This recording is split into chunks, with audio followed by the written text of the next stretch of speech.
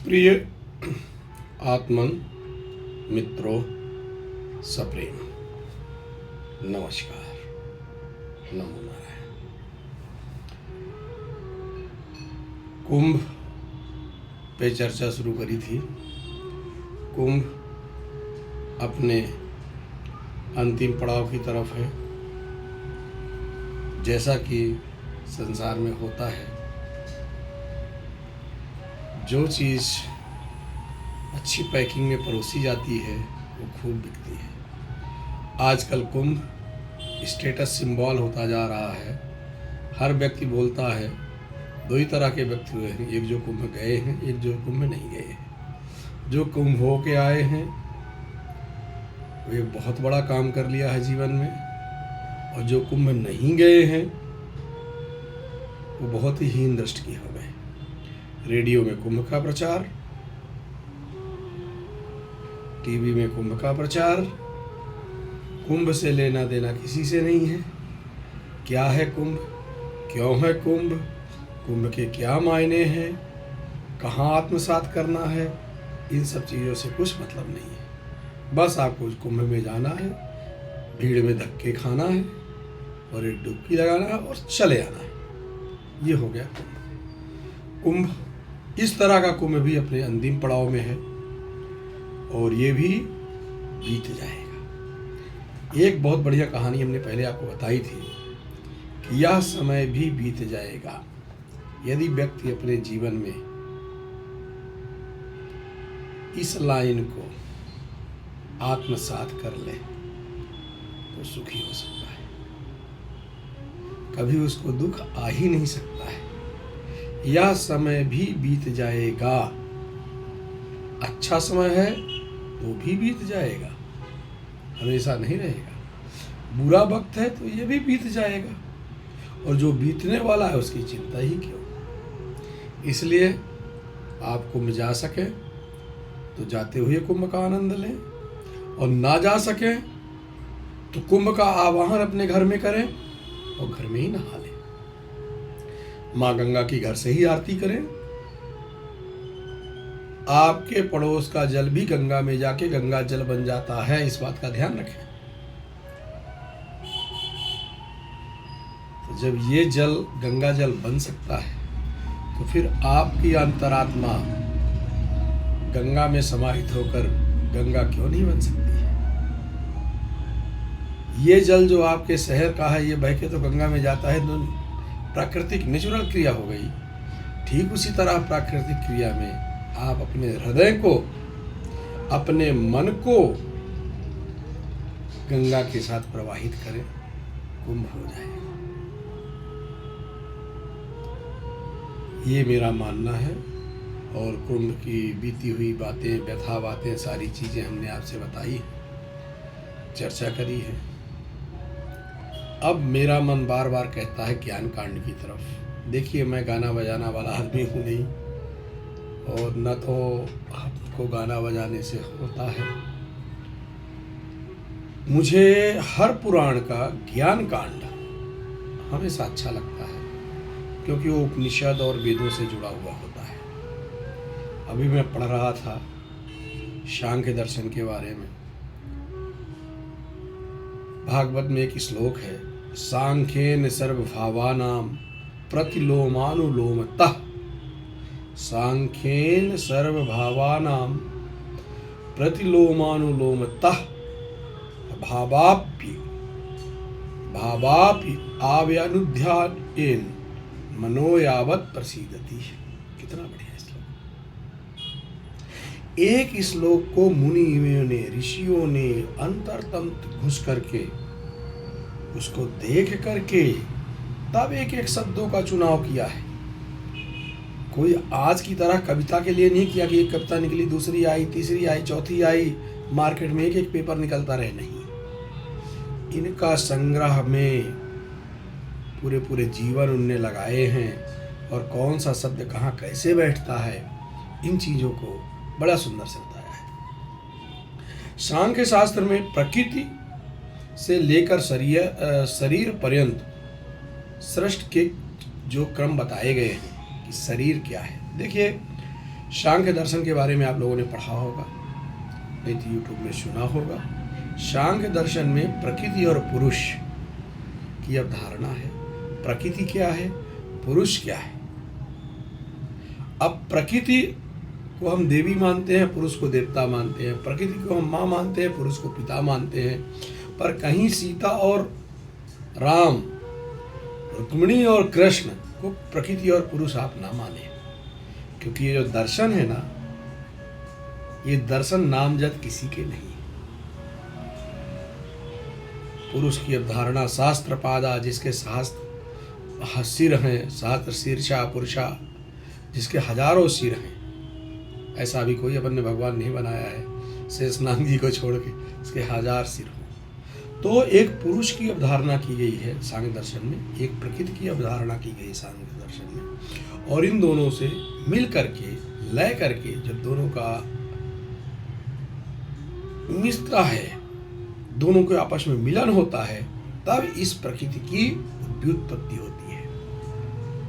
और जब तक मन शांत रहे, जब तक चीजों के बारे में आप पढ़ें, अशांत ना हो, तब तक इन दोनों की व्याख्या बढ़ते रहे। येषो वै परमो योगः मनः संग्रह स्मृता हृदयात् हृदयज्ञ विच्छिन्नम दाम्यस्य एतावत् मुहुः। जैसे ही मैं अपने इस YouTube चैनल का आरंभ अब बेसिकली सांख्य दर्शन से ही किया था। सांख्य दर्शन में एक बहुत बड़ी चीज है कि जो अपनी ज्ञानेंद्रियां हैं, अपनी कर्मेंद्रियां हैं, उनके महत्तत्व क्या हैं, पीछे कितने बाइफर्केशन पीछे तक जाता है, मुझे तो याद नहीं है, कितने तत्वों में तोड़ी जाती हैं। आँख, आँख से देखना है, देखने के बाद उसका प्रतिबिंब कहाँ जाता है, उससे क्या फर्क पड़ता है, कितना चलता है। सांख्य दर्शन में इसको तोड़ करके पूरा आपको दृष्टिकोण बताया गया है। यदि आप उस स्तर तक का अध्ययन करते हैं तो बेसिक बहुत सरल शब्दों में बोला गया है, जिसको ओशो रजनीश नहीं मानते हैं, पर हमारे पुराणों में बोला गया है कि जिस तरह अश्व के मुंह में लगाम लगा करके जिधर चाहे उधर मोड़ सकते हैं, बेसिक बात बता रहा हूं, 1 मिनट की बात, उसी तरह है आप घोड़े की लगाम की तरह ही अपने मन को एक सत चरित्र में, सत गति में, सत कर्मों में अध्यारोपित कर सकते हैं। एक उदाहरण के लिए आप समझे, एक बढ़िया सुंदर स्वच्छ ब्लैक बोर्ड बना हुआ है, और उस ब्लैक बोर्ड में आप चाहे तो गंदी गाली भी लिख सकते हैं, और आप चाहे तो हरि कीर्तन भी लिख सकते हैं। ये आपके ऊपर है। मन आपका एक सुंदर स्वच्छ ब्लैक बोर्ड है, आप उसमें जिस चीज का चिंतन करें वो हो जाएगा। अपने मन को लिबरल करना है, लगाम लगानी है, 8 याम राधा रानी के चरणों में आपको अध्यारोपित करना है। इस तरह से यदि आप अपने मन को धीरे धीरे सामान्य गति में लाना शुरू करेंगे तो जीवन आपका सुखमय होगा। मुझे लगता है मैंने कितनी बार इस बात को बताया है, फिर भी मुझे ऐसा लगता है कि यही बात बताऊं कि सुख आपके अंतरतम से ही निकलता है। आप ही चीजों के देखक हैं, आपको ही चीजों को देखना है, और वो चीज कैसी हो, इस चीज का निर्धारण आपसे ज्यादा कोई नहीं कर सकता है। अस्तु, आप अपने आप को बिल्कुल एक धरातल पर रखेंगे तो खुश रहेंगे। निर्वाणस्य विरक्तस्य, निर्वाणस्य निर्वाण किया हुआ, विरक्तस्य जो विरक्त है, पुरुषस्य उक्तो वेदिनः वो पुरुष जो निर्वाण वाला है, जो विरक्त है। रक्त और विरक्त विरक्त का मतलब क्या होता है? विरक्त कहाँ से होते हैं? अच्छा विषय है, कभी सोचिए। विरक्त उनको कहते हैं जिनके अंदर से रति नहीं पैदा होती है, यानी इच्छाएं पैदा नहीं होती हैं, वो विरक्त कहलाते हैं। और आज के विरक्त, अभी मैं एक दिन वो देख रहा था एक कार्यक्रम, उसमें एक बाबा जी एक चेला के हाथ में सिर हाथ रख करके बोल रहे हैं, बेटा ऐसे ही रहो, संतों की सेवा करते रहो। किनको संत कहते हो? अपने आप को, जो 10-12 ठो सोने की माला पहने हुए हैं, आलीशान चांदी के सिंहासन में बैठे हुए हैं, वो उसी चेले की कृपा से हो रहा है, गुरु जी की कृपा से नहीं। और ऐसे ही सेवा करते रहो। तो जिनके अंदर सेवा भाव कर सेवा करवाने की भी इच्छा ना हो, महाभारत में आप देखेंगे कर्ण बहुत अच्छे पात्र हैं, मेरे दिल के पास में हैं। मैं उस योद्धा को भगवान श्री कृष्ण से भी आगे रखता हूँ और उसकी बातें बहुत आगे हैं। तो जब वो, खैर वो महाभारत का विषय अलग है, जब वो परम गुरुओं के गुरु श्री परशुराम जी से शिक्षा लेकर के लौटे चले, तो बोले गुरुदेव गुरु दक्षिणा मांगिए मुझसे। उन्होंने बोला गुरु दक्षिणा नहीं, तो बोले मैं जाऊंगा नहीं, आपकी सेवा में रहूंगा। गुरु और शिष्य की बात ही बता रहा। परशुराम जी ने कहा नहीं, गुरु शिष्य की सेवा नहीं लेता। तुम आए थे, हमने तुमको शिक्षा दान करी, शिक्षा दे दिया, अब तुम अपने काम में चले जाओ। गुरु अपनी सेवा करने के लिए, संत अपनी सेवा करने के लिए खुद ही पर्याप्त है। उसको किसी शिष्य की सेवा की जरूरत नहीं है। शंकराचार्य जी का दंड पकड़ने के लिए एक लड़का पकड़ के खड़ा हो, उस दंड के नीचे वो रहें, शायद ये उनके विधान में हो। संन्यासोपनिषद का हवाला दे रहे थे वो कि नहीं, एक लड़का उनके सिर पे दंड कर रखे। क्यों रखे? वो राजा ही हो गए, धर्मराज हो गए, वो तो धर्म के राजा। जहां ये आसक्ति जुड़ गई, वहां उनको सिंहासन बचाने की भी आसक्ति जुड़ गई, तो फिर कहां से बने वो? फिर हम में और उनमें क्या फर्क रह गया? खैर, इस तरह की बहुत बातें हैं। आज सांख्य दर्शन के बारे में सुनिए, पढ़ें। प्रकृति और पुरुष के बारे में हमने जाना। रक्त और विरक्त, इन दोनों शब्दों की गहराई सुनी और जाना। ये बहुत बृहद विषय है। किसको विरक्त कहते हैं, किसको गृहस्थ कहते हैं, क्यों गृहस्थ होना है, क्यों विरक्त होना है, ये सब चीज़ें बहुत गौण हो गई हैं आजकल लोगों के पास। जो जहाँ जैसा है वो मस्त है, उसको मस्त रहना चाहिए, आनंद लेते रहना चाहिए। ना तो कोई अब वर्णाश्रम बचे हैं, जो नौकरी कर रहा है वो 90 साल तक नौकरी करना चाहता है।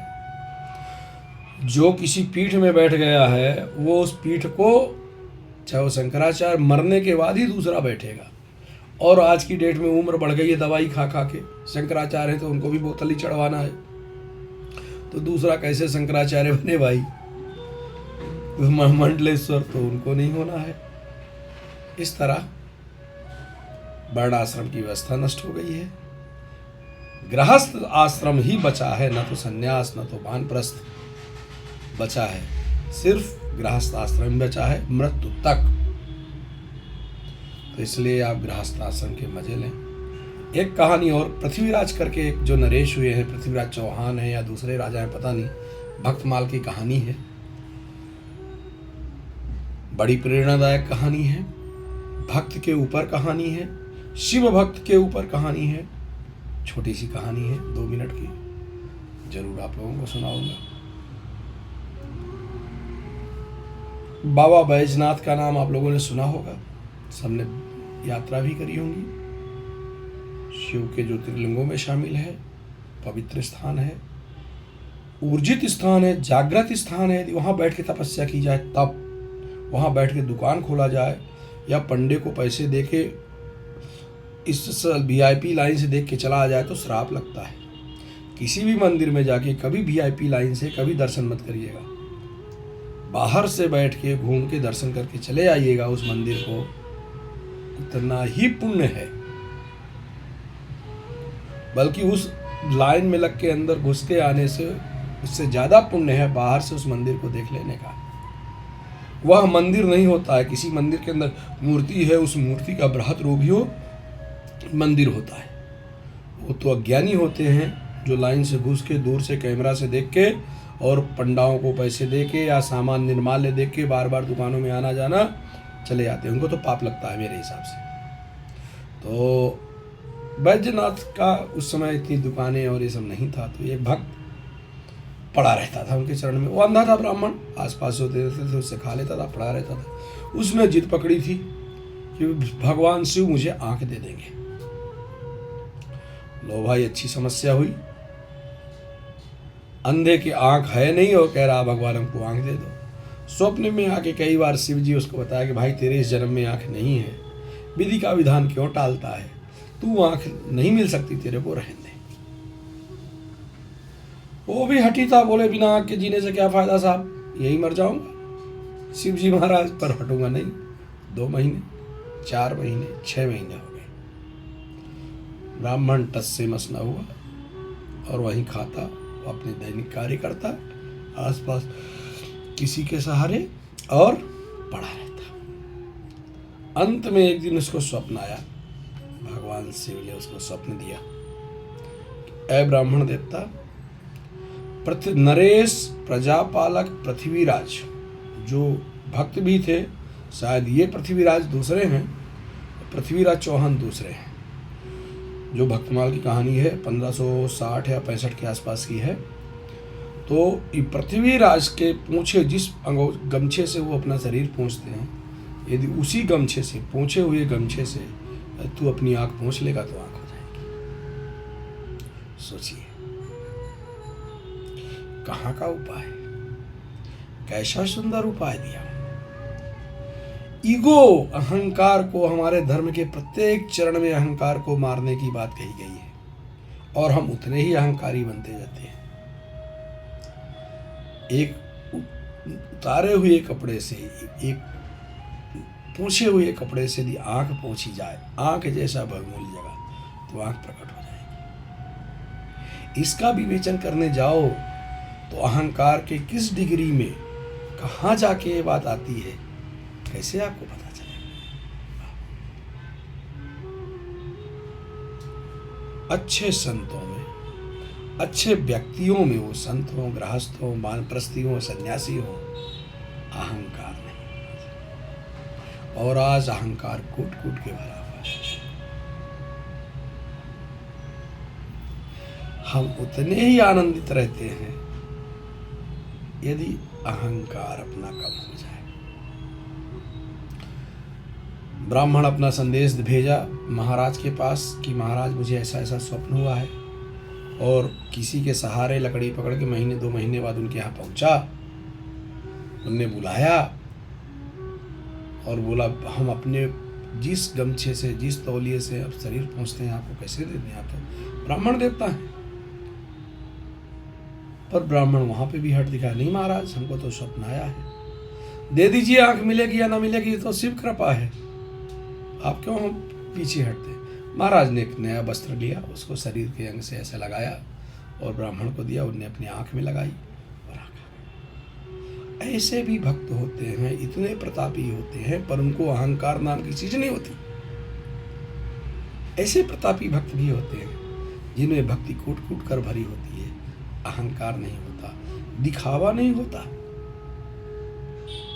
हम तो पहले डुबकी कुंभ में बाद में लगाते हैं, पहले सेल्फी फेसबुक में पहले लगाते हैं कि देखिए हमने लगा लिया।